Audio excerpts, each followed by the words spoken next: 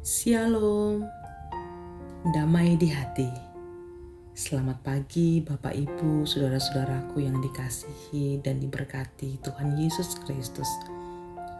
Hari baru kembali kita jelang bersama dalam kasih karunia Tuhan. Pagi indah kembali kita nikmati bersama dalam anugerah ajaib Tuhan. Karena itu, mari kita datang bersyukur. Kita datang beribadah kepada Tuhan. Kita akan membaca Alkitab dan merenungkannya bersama. Mari kita berdoa. Kami memuji, memuliakan Engkau ya Tuhan, atas segala kasih karunia Tuhan yang senantiasa kami alami dalam kehidupan kami sampai saat ini. Terima kasih untuk hari yang baru, dan kami rindu mengawali hari ini dengan membaca Alkitab serta merenungkannya. Mohon tuntunan kuasa Roh Kudus atas kami sekalian, agar kami boleh memahami firman-Mu dan boleh melakukannya dalam kehidupan keseharian kami. Bersabdalah ya Tuhan, kami sedia merenungkan firman-Mu. Di dalam nama Tuhan Yesus, firman yang hidup, kami berdoa. Amin. Saudara-saudaraku, bacaan Alkitab di hari ini 18 Oktober 2023 terdapat dalam Kitab Rut pasal yang pertama ayat 11 sampai ayatnya yang ke-13. Tetapi Naomi berkata, "Pulanglah anak-anakku, mengapakah kamu turut dengan aku? Bukankah tidak akan ada lagi anak laki-laki yang kulahirkan untuk dijadikan suamimu nanti? Pulanglah anak-anakku, pergilah, sebab sudah terlalu tua aku untuk bersuami. Seandainya pikirku ada harapan bagiku, dan sekalipun malam ini aku bersuami, bahkan sekalipun aku masih melahirkan anak laki-laki, masakan kamu menanti sampai mereka dewasa? Masakan karena itu kamu harus menahan diri dan tidak bersuami? Janganlah kiranya demikian, anak-anakku. Bukankah jauh lebih pahit yang aku alami daripada kamu? Sebab tangan Tuhan teracung terhadap aku." Demikianlah pembacaan Alkitab, dan tema renungan di pagi ini berdasarkan renungan harian keluarga, Tuhan sumber kekuatan. Saudara-saudaraku yang dikasihi dan diberkati Tuhan, kisah Naomi bersama keluarganya yang mengalami pergumulan yang begitu berat. Secara khusus Naomi ditinggal mati oleh suaminya, kemudian ditinggal mati oleh kedua anaknya, sehingga dia hidup bersama dengan kedua menantunya. Naomi seorang ibu mertua yang memiliki sikap seperti ibu kandung bagi menantunya. Ia menyadari bahwa tidak ada jaminan apa-apa menantunya yang tetap setia mengikutnya dan telah menjadi janda dengan kehilangan suami. Naomi bersikeras membujuk menantunya untuk kembali ke tempat kelahiran mereka. Tentu dengan harapan mereka akan menjalani kehidupan yang lebih baik ketika pulang ke kampung mereka. Naomi berucap bahwa tidak mungkin lagi ia menggantikan posisi kedua anaknya yang telah meninggal untuk mendampingi mereka.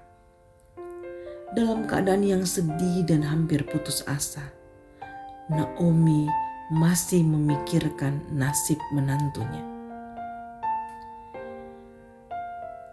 di tengah kesulitan yang sangat berat. Tetapi Naomi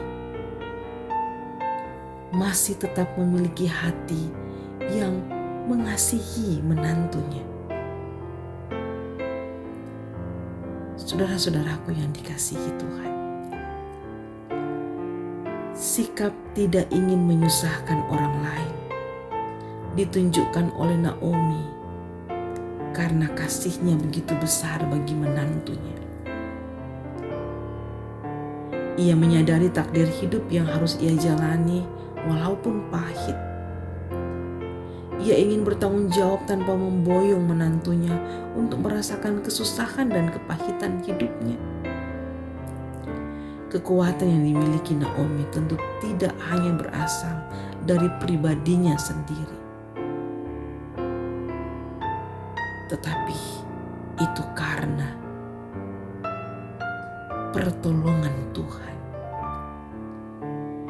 Itu karena Naomi taat dan percaya kepada Tuhan yang akan menuntunnya walaupun dalam kesulitan hidup.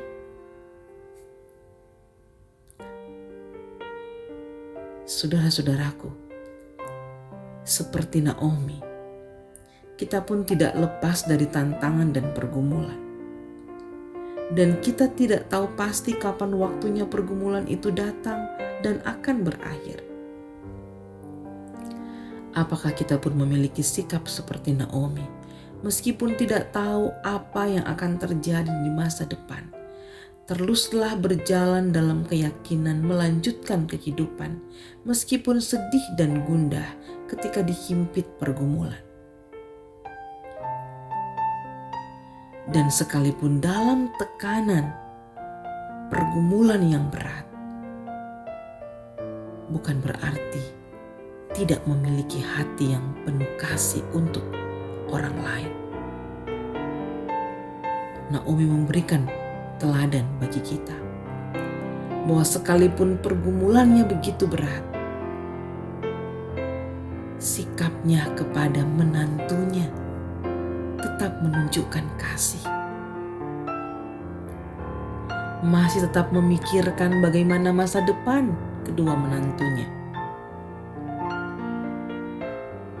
Dan teladan baik yang dia berikan adalah dia tetap percaya Tuhan sanggup menolong dan membebaskan dia, sehingga keputusan dia untuk kembali ke Betlehem, dikatakan dalam bacaan bahwa karena dia percaya Tuhan yang mengajak dia kembali pulang ketika ada kabar di Betlehem tidak kelaparan lagi, dan dia mengikuti petunjuk itu.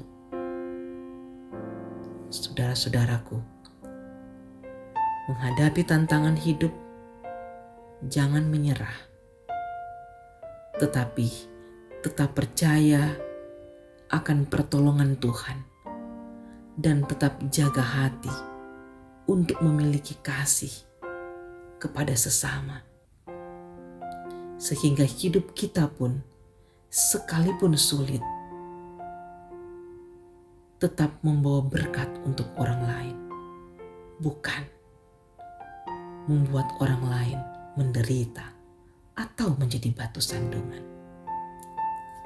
Percayalah, pencobaan-pencobaan yang kamu alami ialah pencobaan-pencobaan biasa yang tidak melebihi kekuatan manusia. Sebab Allah setia, dan karena itu Ia tidak akan membiarkan kamu dicobai melampaui kekuatanmu. Pada waktu kamu dicobai, Ia akan memberikan kepadamu jalan keluar sehingga kamu dapat menanggungnya. Boleh kita baca di 1 Korintus 10 ayatnya yang ke-13. Tuhan Yesus memberkati kita semua. Amin. Mari kita berdoa. Ya Tuhan Allah, berikanlah kami kekuatan untuk terus berjalan sesuai dengan kehendak-Mu.